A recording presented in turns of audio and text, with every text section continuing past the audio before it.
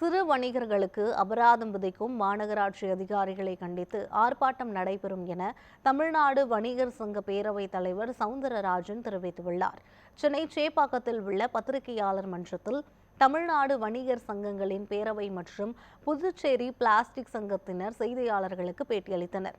அப்போது பேசிய தமிழ்நாடு வணிகர் சங்க பேரவைத் தலைவர் சவுந்தரராஜன், தடை செய்யப்படாத பிளாஸ்டிக்கையும் மாநகராட்சி அதிகாரிகள் பறிமுதல் செய்வதாக வேதனை தெரிவித்தார்.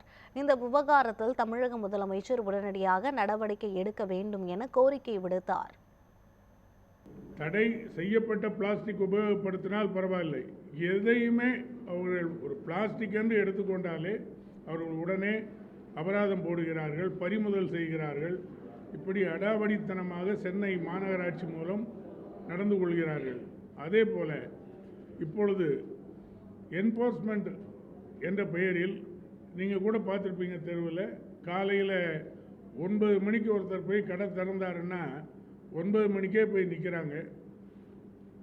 அவர் எந்த அளவுக்கு ஏமாறுறாரோ அந்த அளவுக்கு அவருக்கு அபராதம் போடுறாங்க. 500லேருந்து 5000 வரைக்கும் அபராதம் போடுறாங்க.